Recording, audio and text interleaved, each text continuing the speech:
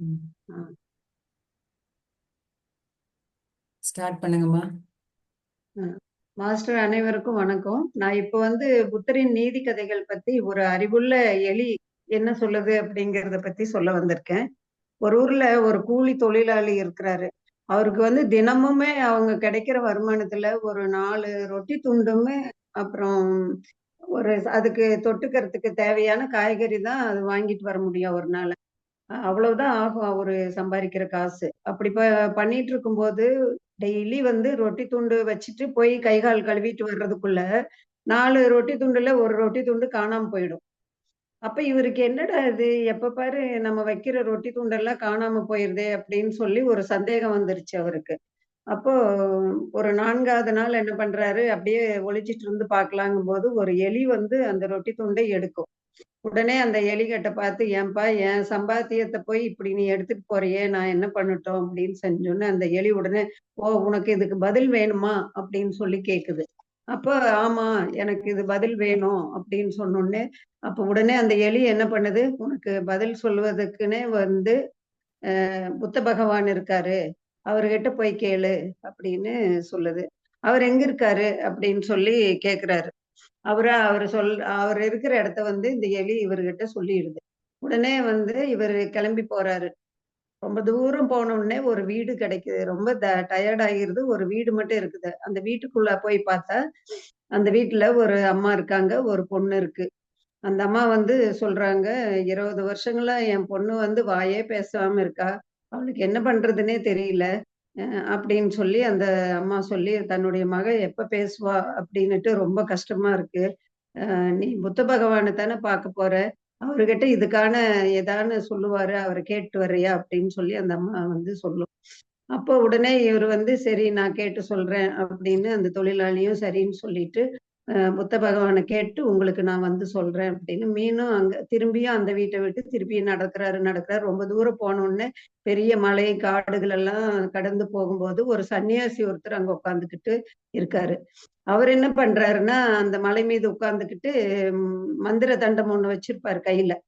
தவம் செய்து கொண்டிருக்கிறத பார்த்தோனே, இந்த தொழிலாளி போய் அவர பார்க்கிறாரு. சன்னியாசி கிட்ட போய் கேட்கிறாரு, "அ புத்த பகவான நான் தரிசிக்க போய்க்கிட்டு இருக்கேன்." அ அப்படின்னு சொன்னோனே, உடனே அந்த சன்னியாசி, "எனக்கும் ஒரு ஹெல்ப் வேணும் அவர்கிட்ட. எனக்கு உதவி செய்வியா? என்னன்னா நான் இங்க 20 ஆண்டு, 30 ஆண்டா இங்கேயே நானு தவம் செஞ்சுட்டு இருக்கிறேன். ஆனா நான் இன்னும் சொர்க்கத்துக்கு போகவே இல்ல. அதனால இந்த கேள்விக்கு எனக்கு பதில் புத்த பிரான கேட்டுட்டு சொல்றியா?" அப்படின்னு சொன்னோனே, "நிச்சயமா நான் போய் பார்த்து கேட்டு சொல்றேன்." அப்படின்னோனே, அந்த சன்னியாசி "எனக்காக இந்த உதவி செய்யறீயல்ல, உனக்கு நானும் உதவி செய்றேன்." அப்படின்னு சொல்லி அந்த தண்டம் கையில வச்சிருப்பாருல்ல, அந்த மந்திர தண்டத்த ஒரு பாதையெல்லாம் சமவெளியாக்கி குடுக்குறாரு. உடனே இவர் ரொம்ப சந்தோஷமா பயணத்த புறப்பட்டு அந்த போயிட்டு இருக்காரு. அப்படி போய்க்கிட்டு இருக்கும்போது ஒரு இடத்துல ந ஒரு பெரிய ஆறு போயிட்டு இருக்குது. ஆற போய் கடக்கணும். அந்த ஆறு போய் கடக்கும்போது எப்படி கடக்கிறதுன்னு அவன் யோசிச்சுட்டு நிக்கும்போது, அங்க ஒரு ஆமை இருக்குது. அதுவும் பேச ஆரம்பிக்குது. எங்க போயிட்டு இருக்கீங்க நீங்க?" அப்படின்னு கேட்டோனே, "நான் இப்படி புத்த பகவான பார்க்கறதுக்காக போய்க்கிட்டு இருக்கேன்." அப்படின்னு சொல்லுவாங்க. "அப்படியா? நீங்க நான் இந்த நதிய கடக்கிறதுக்கு நான் உனக்கு உதவி செய்றேன். என் மேல ஏறி உட்காந்துக்க, கொண்டு போய் விடுறேன். ஆனா எனக்கு நீ ஒரு உதவி புத்த பகவான் கிட்ட இருந்து செய்யணும். ஏன்னா, நான் எப்ப பாரு இது மாதிரி கூட்டுக்குள்ளேயே அடைஞ்சுகிட்டு இருக்கிறேன். எனக்கும் பறக்கணும்னு ஆசையா இருக்குது. ஆனா பறக்க முடியல. அதுக்காக நீ அவர கேட்டுட்டு சொல்ல முடியுமா?" அப்படின்னு சொல்லி கேக்குது. "நிச்சயமா நான் கேட்டு வர்றேன்." அப்படின்னு சொன்னோனே, அந்த ஆமையும் இவருக்கு நல்லா உதவி செய்து அந்த இத கடக்கிறதுக்கு, ஆத்த கடந்து போகறதுக்கு கொண்டு போய் விடுது. அப்ப அந்த தொழிலாளி யோசிக்கிறான். அ என்ன 3 பேரு கேட்டாங்க. சரி போய் புத்தர் பகவான போய் பார்க்குறாரு. பார்க்கும்போது அங்க ரொம்ப கூட்டமா இருக்காங்க. எல்லாரும் நெறைய பேரு புத்தர பார்க்கறதுக்காக காத்துட்டு இருக்காங்க. அப்ப புத்தர் பகவான் சொல்றாரு, ஒருத்தரும் 3 கேள்வி தான் 3 இதுதான் கேட்கணும். அதுக்கு மேல கேட்கக்கூடாது." அப்படின்னு சொல்றாங்க. ஐயய்யோ! நம்மளத விட்டுறலாம். ஏன்னா, அந்த பொண்ணு பாவம் பேசாமயே இருக்கு இல்லையா? அதுக்காக முதல்ல நம்ம கேட்போம். எப்படின்னு அப்படின்னு நெனச்சுக்கிட்டு, புத்தர்கிட்ட சொல்றாரு. கேட்டு பார்க்கலாம் அப்படின்னு. நம்மள வந்து முதல் முதல் கொண்டு வந்து இந்த ஆமை வேற நம்மள கொண்டு வந்து விட்டுருக்குது. அதனால இந்த 3 பேத்துது முதல் கேட்கலாம் அப்படின்னு சொல்லிட்டு 20 வருடங்களா வாய் பேசாம இருக்குதே அந்த பொண்ணுக்கு வந்து அந்த தாய்க்கு எவ்வளவு மன வருத்தம் இருக்கும். அதனால அதுதான் முக்கியமான கேள்வி. 2வது வந்து இந்த ஆயிரக்கணக்கான ஆண்டுகள் வந்து தவம் செய்து இந்த முனிவர் இன்னும் சொர்க்கத்தை அடையல. அதை பத்தி கேட்கணும். அப்புறம் 3வது எடுத்துட்டீங்கன்னா அந்த ஆமை ஆமை வந்து நமக்கு நதியே கடக்கிறதுக்கு உதவி செஞ்சுச்சு. அதனால இந்த 3 கேள்விகளும் நம்ம முதல் கேட்போம் புத்தர. அப்புறம் அவர் என்ன பதில் சொல்றாருன்னு கேட்டுட்டு பார்க்கலாம் அப்படின்னு சொல்லிட்டு போவாரு. போய் அதே மாதிரி முதல் கேள்வியா 20 வயது பெண் எப்பொழுது பேசுவாள்னு புத்தரை பார்த்து கேட்ட உடனே அதுக்கு அந்த பெண்ணுக்கு வந்து திருமணம் செஞ்சா உடனே அவ பேச ஆரம்பிப்பான்னு புத்தர் சொல்றாரு. அப்ப 2வது கேள்வியா வந்து இந்த சன்னியாசி ஒருத்தர் வந்து சொர்க்கத்துக்கு போய் அடையணும்னு இருக்காரு. அதனால அந்த இதுக்கான பதில் என்ன பண்றதுன்னு கேட்டோன்னே அதுக்கு புத்தர் சொல்றாரு, நீ கையில இருக்கிறாருல அந்த மந்திர தண்டத்தை வந்து கீழே போட சொல்லு. அந்த ம், மந்திர தண்டத்தை அவர் கீழே போட்டாருன்னா நிச்சயமா அவர் வந்து சொர்க்கத்தை அடைஞ்சிருவாரு அப்படின்னு. 3வது கேள்வி வந்து ஆமையை பத்தி கேக்குறாங்க. ஆமை வந்து பறக்கும் ஆசைக்கு வழி என்னன்னு கேக்குது. நான் இப்படியே கூண்டுக்குள்ளேயே இருக்கிறேன் அப்படின்னு சொல்லிட்டு. அது வந்து இந்த கூண்டை விட்டு வெளியே வர சொல்லு. ஆமைய ஓட்டினை விட்டு வெளியே வர சொல்லு. அப்ப வந்து நிச்சயமா அந்த ஆமை பறக்கிறதுக்கு ஆகும். உடனே கூலி தொழிலாளி வந்து என்ன பண்றாரு, புத்தருக்கு நன்றி சொல்லிட்டு அங்கிருந்து வர்றாரு. அங்கிருந்து வந்து ஃபர்ஸ்ட் வந்து ஆமைய பார்த்து, "ஓட்டுக்குள்ள இருக்கிற நீ வந்து வெளிய வந்தீன்னா, அ நீ பற நீ பறக்கலாம் பறவையாட்டம்" அப்படின்னு சொன்னோனே, இந்த ஆமைக்கு வந்து ஒரே சந்தோஷமாகிருது. "அப்படியா சரி" அப்படின்னுட்டு அந்த ஓட்ட விட்டு வரும்போது, அந்த ஓட்டுக்குள்ள வச்சிருந்த முத்துக்களை எல்லாம் எடுத்து, "இந்தா இது நான் தான் பறக்க போறேனே, இந்த முத்தெல்லாம் நீயே வச்சுக்கோ" அப்படின்னு சொல்லிட்டு குடுத்துருது.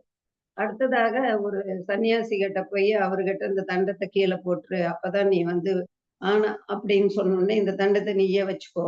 உனக்கு என்ன வேணுமோ அத இது கேட்டீன்னா கிடைக்கும் அப்படின்னு சொல்லிட்டு அதையும் குடுத்துடுறான். அதுக்கடுத்து அந்த பொண்ணுகிட்ட போய் பேச முடியாத பொண்ணு வீட்டுக்கு போறாங்க. அங்க போய் சொல்றாங்க. என்ன பண்றது? உங்களின் மகளுக்கு திருமணம் செஞ்சாதான் நல்லாகும் அப்படின்னு சொன்னோனே, அந்த தாய் அந்த அம்மா என்ன பண்றாங்க, உன்னை விட ஒரு நல்ல மாப்பிள்ளை வந்து என் பொண்ணுக்கு கிடைக்காது. அதனால என் மகள வந்து உனக்கே திருமணம் செய்து தர்றேன் அப்படின்னு திருமணம் செஞ்சு வச்சிடுறாங்க. திருமணம் முடிஞ்ச உடனே அந்த பொண்ணு வந்து முதலா பேசுது. எப்பன்னா, நீங்க தானே எங்க வீட்டுக்கு முதல் அன்னைக்கு நைட் வந்தீங்க அப்படின்னு பேசுறாங்க. அப்பவே அங்க வந்த எலி வந்து தொழிலாளி கிட்ட பாத்தியா, உன் ஒருவனது தேவைக்காக சென்று 3 பேருடைய கஷ்டங்களை நீ தீர்த்து வச்சிருக்கிறீல்ல. அப்போ நமது தேவையும் தாண்டி அடுத்தவருடைய தேவைக்காக நம்ம வந்து செய்யும் பொழுது நம் வாழ்க்கை வந்து நன்றாக இருக்கும் அப்படின்னு.